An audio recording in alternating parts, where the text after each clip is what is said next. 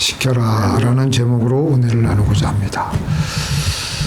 우리가 하나님과 동행한다고 사람들이 많은 말을 합니다. 하나님과 함께 하겠습니다. 함께 하겠습니다. 말을 많이 합니다. 그런데 어떻게 하나님과 함께 하는 것일까요? 어떻게 하는 것이 함께 하는 것일까요? 하나님 말씀하신 대로 행할 때 내 안에 있는 성령은요, 활성화가 됩니다. 활성화가 돼. 내 안에 있는 성령은 더 커져서 그 육체의 옷을 입기 때문에 굉장히 내 안에 있는 성령은 강력하게 역사하시고 뚜렷하게 역사하시고 우리를 더 깊이 하나님의 분명한 뜻으로 우리를 이끌고 가시기 때문에 우리는 그야말로 하나님과 아주 더욱더 함께 동행하게 되는 것입니다. 이곳 북미의 체로키 인디안에게서 전해져 내려오는 이야기입니다. 이 이야기는 보통 할아버지가 손자를 무릎에 앉히고 전해주는 이야기입니다. 할아버지가 어린 손자에게 이렇게 이야기를 한다고 합니다. 얘야, 사람의 마음에는 두 마리의 늑대가 살고 있는데 한 마리는 미움과 교만과 이기심으로 가득 찬 악한 늑대가 있고 다른 또 한 마리는 사랑과 겸손과 감사로 가득 찬 선한 늑대가 있는데 이 둘은 서로 사람의 마음을 지배하기 위해서 늘 다투고 싸운단다. 이 이야기를 들은 손자가 할아버지에게 묻습니다. 할아버지, 그러면 그 두 늑대가 싸우면 누가 이겨요? 그래, 글쎄 어느 늑대가 싸우면서 이길까? 할아버지는 손자에게 이렇게 말을 합니다. 마음의 주인이 어떤 늑대에게 먹이를 주는지에 달려있단다. 우리들은 매일 어떤 늑대에게 먹이를 주고 있습니까? 선한 늑대입니까? 악한 늑대입니까? 오늘 말씀이 바로 이와 같습니다. 우리 마음 안에는 육체의 소욕과 성령의 인도하심이 늘 대립하여 싸우는데 이에 대한 승패는 싸우고 이기고 지는 것은 우리들이 누구에게 먹이를 주는가에 달려 있습니다. 여기서 육체의 소욕은 뭐죠? 육체의 욕망을 따라 살려는 악한 마음이고 성령의 인도하심은 예수님의 뜻대로 하나님의 뜻대로 살고자 하는 선한 마음입니다. 성령과 육체의 소욕에게 먹이는 뭡니까? 그 양식은 우리가 하는 행동입니다. 우리가 하는 행동을 통해서 성령이 활성화가 되기도 하고 또 육체의 욕심이 활성화되기도 합니다. 그런데 우리가 성령의 원하시는 것을 하면은 성령이 막 활성화가 돼요. 내 마음속에 성령이 놀랍게 다 증거를 해버리고 동시에 대립하고 있었던 육체의 욕심은 쪼그라들어서 더 이상 우리를 유혹하지 못하고 괴롭히지 못하고 우리는 점점 더 성령의 사람이 되어버리고 성령과 하나님과 함께 하며 나아가는 것입니다. 그렇게 내 안에 성령이 활성화되어서 계속 성령이 원하는 대로 살아가면 내 삶을 내가 살아가는 것인지 하나님이 살아가시는지 분간을 못할 정도가 됩니다. 바로 그게 저번 주에도 말씀드렸듯이 사도 바울이 그랬어요. 내가 그리스도와 함께 시작. 내가 그리스도와 함께 십자가에 못 박혔나니 그런즉 이제는 내가 산 것이 아니요 내 오직 내 안에 그리스도께서 사신 것이라. 이제 내가 육체 가운데 사는 것은 나를 위하여 자기 자신을 버리신 하나님의 아들을 믿는 믿음 안에서 사는 것이니라.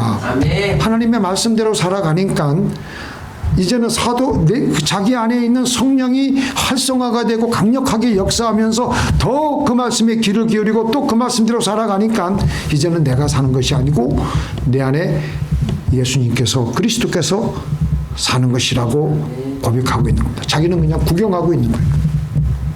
이렇게 하나님과 함께 하게 하는 행함은 하나님의 아들을 믿는 믿음으로부터 시작됩니다.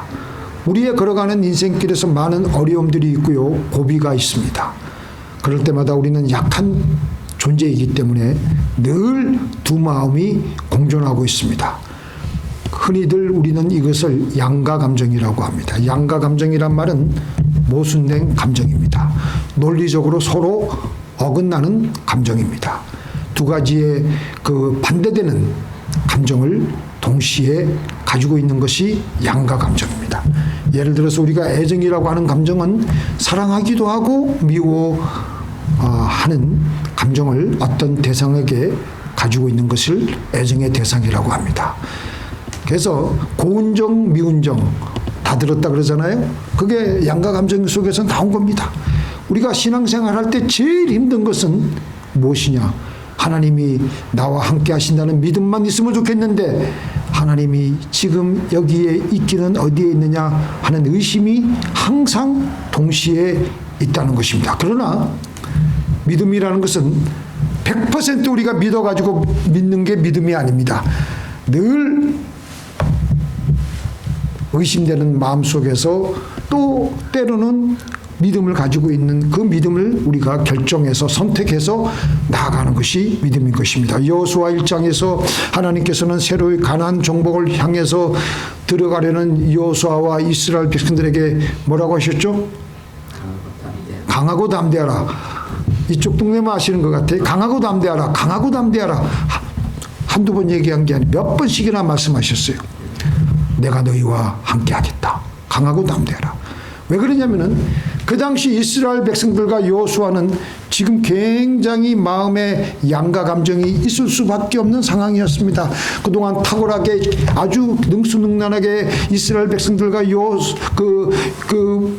이스라엘 백성들을 잘 이끌어왔던 모세는 느보산에서 죽었고 그 탁월했던 지도자는 없으니까 이제는 눈에 보이는 기가 막힌 지도자가 없으니까 얼마나 그리고 앞으로 나가야 되는 그 길은 너무나도 힘들고 어려운 길이니까 하나님이 안 계시면 어떡하나?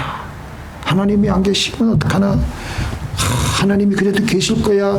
두 가지의 감정을 가지고 있는데 여호수아는 담대하게 믿음의 행함으로 그런 의심을 걷어치우고 바로 눈앞에는 계속 강물이 흘러내리고 있었지만 그 시기가 홍수로 강물이 넘치는 그런 때였습니다.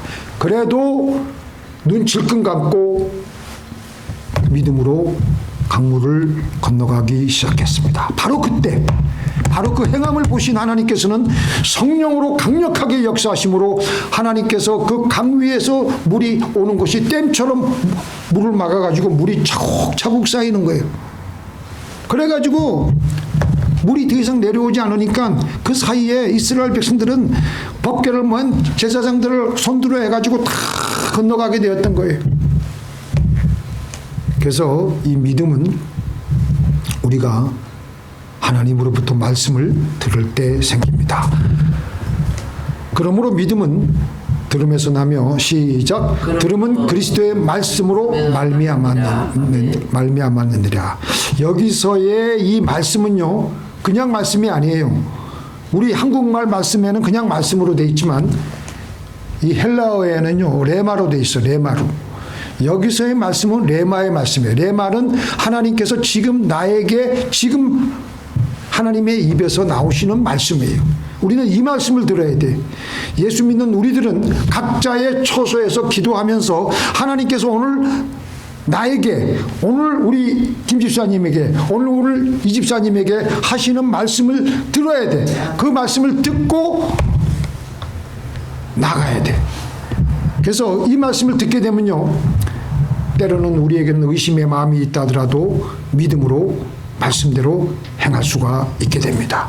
행할 때 우리 안에 있는 성령은 아주 그냥 뭉게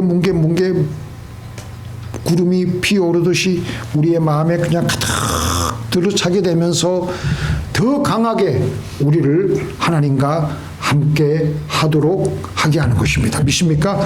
물론 평상시에 그냥 우리가 읽는 성경 말씀 이거 읽어야 됩니다.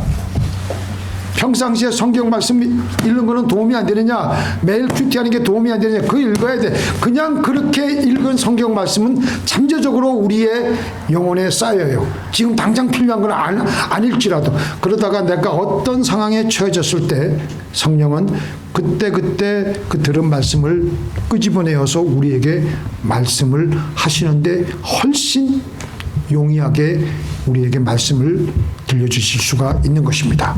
예를 들어서 다윗이 지금 자기를 죽이려고 추격하고 있는 사울 왕을 오히려 다윗이 죽일 수 있는 그 기회가 들어왔잖아요. 그때 다윗이 뭐라 그랬습니까? 그때 뭐라 그랬어요? 에? 그때 뭐라 그랬어요? 우리 전도사님 빼고. 왜? 하나님의 기름 부으신 자를 치는 것은 여호와의 금하는 것이니라.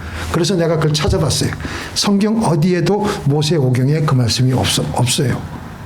그럼 이게 뭐냐? 제가 이 말씀을 준비하면서 그 당시에는요 모세오경밖에 성경 말씀이 없었어요. 기록된 말씀은. 그런데 이전에 평상시에 늘 읽고 있던 모세오경의 내용 중에 그 상황에 맞는 하나님의 말씀이 다윗에게 임한 거예요. 여호와의 금하시는 그 모세오경에는요 여호와의 하나님이 기름 부은 자를 치지 말라. 이거는 하나님이 금하시는 것이라. 그런 성경적인 원리와 원칙이 다 모세오경 중에 있다는 겁니다. 그래서 그 당시에 성령은 그에게 그런 말씀으로 레마의 말씀으로 감동을 하신 거예요. 그러니까 그게 하나님의 말씀이죠. 레마의 말씀이니까. 그래서 그 말씀대로 순종하고 하니까 물론 계속 어려운 길을 계속 더 가고 했지만 하나님과 동행을 하였다니까요. 그게 중요한 거예요. 그게. 그래서 성령은 여호와의 기름 부음 받은 자를 치는 것은 여호와의 금하시는 것이니라 말씀을 해주셨던 것입니다. 이게 바로 레마의 말씀이에요. 믿습니까? 그래서 우리가 꼭 성경 말씀에 그대로 문자 그대로 이렇게 때로는 우리에게 레마의 말씀으로 들리는 것이 아니라 하나님께서는 내가 읽었던 성경 말씀을 내 상황에 맞게 다시 조합을 해가지고 기가 막히게 우리에게 또 들려주실 때가 다윗처럼 있다니까요. 그래서 우리가 성경 말씀을 부지런히 꾸준히 읽어야 돼. 그래서 이렇게 말씀대로 행할 때 우리 안에 계신 성령은 더 어떻게 돼요? 세력을 얻고 더 활성화가 되고 그리고 동시에 잠재적으로 내 안에 있던 육체의 욕심은 쪼그라들게 되고 그래서 성령이 활성화가 되어서 하나님이 계속 하는데 계속 거기에 익숙해져 가지고 너무너무 잘 되니까 잠깐 한눈 파는 사이에 우리 마음속에 교만이 들어올 때가 있습니다. 누가 그랬느냐? 우시야가 그랬어요. 우시야는 16살의 왕이 되어가지고 52년 동안 유다 나라를 다스렸습니다. 하나님과 함께하며 하나님을 구하고 하나님 말씀대로 행하니까 모든 일이 그냥 형통해지고 잘 되는 거예요. 나중에는 이게 내가 잘나서 그런가 보다 해가지고 여호와의 제사장의 그 제사장만이 할 수 있는 일을 성전에 들어와가지고 자기가 친히 분향을 하려고 하니까 제사장들과 그 제사장 아세라와 80명의 젊은 제사장이 하나님이 왕이시여 이거는 우리 제사장만 할 수 있는 일입니다. 막 막았는데도 그냥 교만해지니까 그 말이 안 들리고 자기 육신의 정욕대로 끌리는 대로 욕심대로 하는 거예요. 사람이 이럴 때가 있습니다. 그래서 그 순간 그 젊은 제사장들의 경고를 무시하고 교만하게 분노를 낼 때 하나님께서 그를 치셨는데 어떻게 했다고요? 나병을 발현시키셨습니다. 바로 나병이 생기고 그 나병이 생기니까 부정한 죄로 여기니까 생애 말년에 더 이상 왕의 자리에 있지 못하고 하나님의 전에도 들어가지 못한 채 별궁에 격리되어 살아서 그가 죽자 왕들의 무덤에도 묻히지 못하는 치욕스러운 죽음을 맞이했던 것입니다. 이렇게 평생토록 하나님과 함께 살다가도 순간적으로 방심하면요 하나님 말씀대로 살지 못하면 욕심이 들어와가지고 하나님 말씀대로 살지 못하면요, 어떻게 된다고요? 성령이 소멸되면서 우리는 그때부터 내리막길을 걸어가게 되는 것입니다. 우리가 믿는 이 신앙은요, 종교가 아닙니다. 우리는 그런데 많은 사람들이 종교적으로, 의식적으로 신앙생활을 많이 하고 있습니다. 우리 전도사님들 이번 설교를 많이 들어보셨을 거예요. 불교 가정에서, 우리도 불교 가정이었죠, 사실. 불교 가정에서 자라서 MBC 뉴스 데스크 앵커를 하다가 교회의 부조리를 탐색하는 그걸 하다가 이제 그 와중에 예수님을 만나서 지금은 목사가 된 조정민 목사가 그의 책에서 왜 예수인가, 이분이 그 왜 예수인가에서 기독교가 종교였다면 나는 불교를 떠나지 않았을 것이다. 그게 뭐예요? 기독교는 종교가 아니라 살아계신 동행하는 것이라는 것입니다. 우리의 하나님은 지금도 말씀하시고 우리와 만나주시고 우리를 인도하시는 살아계신 하나님입니다. 그래서 우리는 성령을 소멸하지 않도록 하기 위해서 최선의 우리의 마음의 의식을 거기다가 곤두세워야 돼. 그리고 하나님 말씀하는 대로, 성령의 원하시는 대로 함으로 하나님과 함께 해야 됩니다. 하나님 말씀대로 순종할 때 성령은 세력을 얻고 활성화가 되므로 우리로 하여금 하나님의 뜻을 깨닫게 하십니다. 그래서 그 한자 고사성어에 이런 말이 있습니다. 저는 그 치지제 경물인 줄 알았더니 그게 아니고 실사구시에 무슨 일이라도 실제로 부딪혀보고 겪어보고 그 속에서 원리와 이치를 깨닫는 것이 실사구시라고 하는 겁니다. 그러니까 하나님, 우리의 신앙생활도 몸으로 직접 행할 때 하나님을 알게 되는 것이지 머리로만 하나님을 잘 믿어야 돼, 절대 하나님을 알 수가 없다는 겁니다.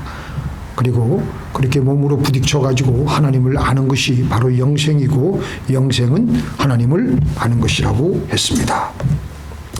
자, 우리 한번 제가 읽어드릴게요. 그러므로 형제들아, 내가 하나님의 모든 자비하심으로 너희를 권하노니 너희 몸을 하나님이 기뻐하시는 거룩한 산 제사로 드리라. 이는 너희의 드릴 영적 예배니라. 너희는 이 세대를 본받지 말고 오직 마음을 새롭게 함으로 변화를 받아 하나님의 선하시고 기뻐하시고 온전하신 뜻이 무엇인지 분별하도록 하라.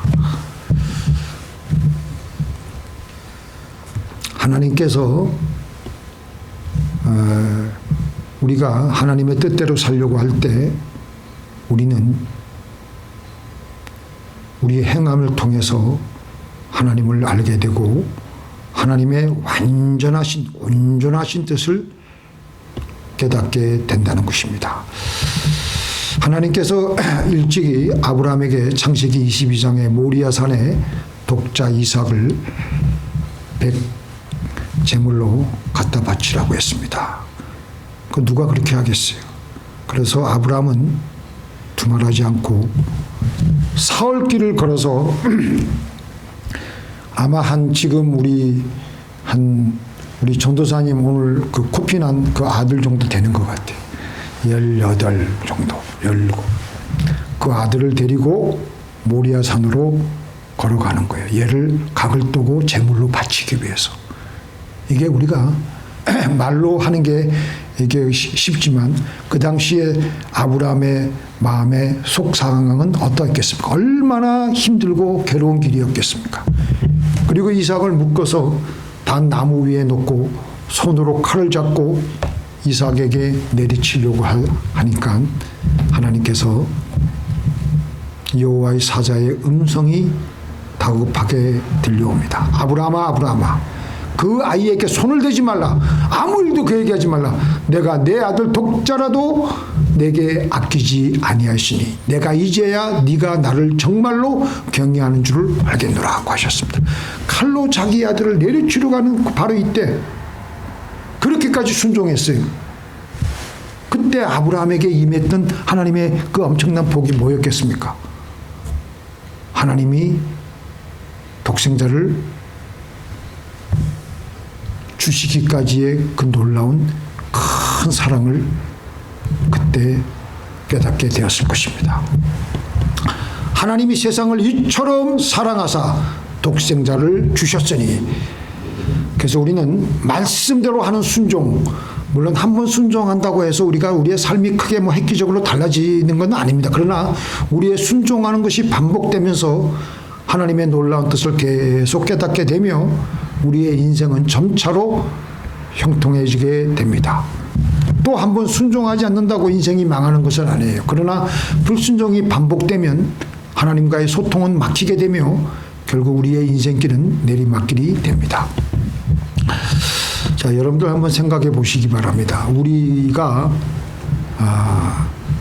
영들은 수시로 사람의 안에 들락날락합니다. 한번 들어와서 사람 안에 주인 행세를 하며 오래 거하기도 하고, 또 잠시 들렀다가 영의 파장이 맞지 않으면 금방 나갑니다. 그래서 우리들이 영을 받는다, 영이 들어온다 하면 무슨 대단한 일로 생각하지만 대단한 게 아닙니다. 어떤 감동, 어떤 영향을 받는 것들이 우리에게 영이 들어오는 것이야.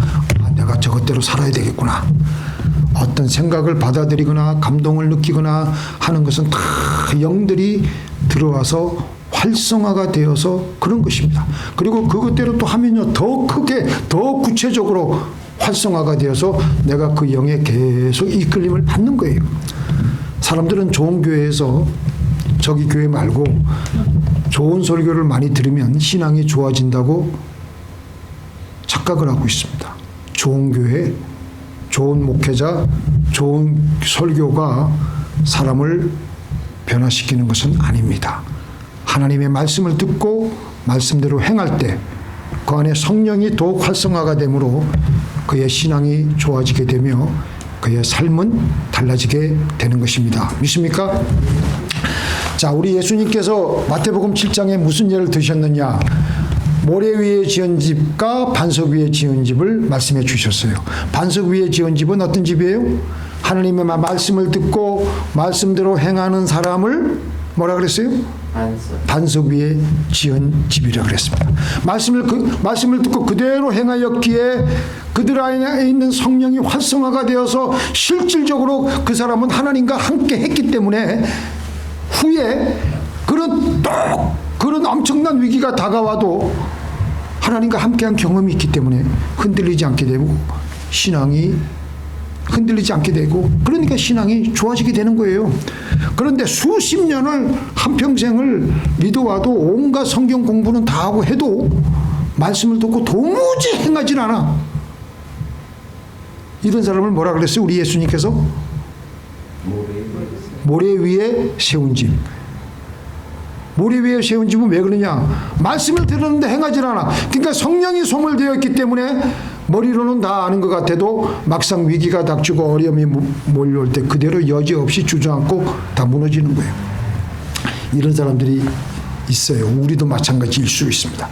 교회에 많이 다니는 사람들이 실제적이 아닌 개념적인 신앙만을 가지고 있으면서 도무지 행하지 않아요.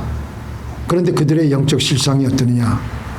혼으로는 여러 가지 말씀의 지식이 있지만 실제로 그들을 채우고 있는 영은 성령이 아니고 어둠의 영인 마귀가 그들에게 활성화가 되어 있을 수 있다는 것입니다. 이 어둠의 영들은 세상의 악한 기운과 영들입니다. 입으로만 경건하고 사랑할 뿐 각종 악과 죄와 육신적인 삶을 계속 살게 할 뿐입니다. 그런데 불과 믿은 지 1, 2년밖에 안 돼. 몇 달밖에 안 돼. 안 됐는데도 말씀을 듣고 그대로 행하니까 성령이 활성화가 되고 성령이 그 사람을 이끌고 가니까, 그런 또 사람들은 반석 위에 세운 집이기 때문에 위기가 와도 버텨내며 잘 극복하게 되는 겁니다. 우리는 하나님의 말씀을 듣는 것만으로 만족해서는 안 됩니다. 하나님의 말씀을 듣고 말씀대로 행동하지 않는 것이 반복되면서 성령은 소멸되었는데도 자신은 하나님과 함께 한다고 착각할 수가 있습니다. 우리는 하나님의 말씀대로 행하여서 내 안에 있는 성령이 지금 활성화가 됐구나, 활발하구나, 아, 내 안에 있는 성령이 나에게 평안을 주시는구나, 내가 밤에 잘 때도 깨어날 때도 나에게 평안을 주시는구나, 그런 생각으로 하나님과 함께 하시는 저와 여러분이 되시기를 예수님의 이름으로 축원드립니다.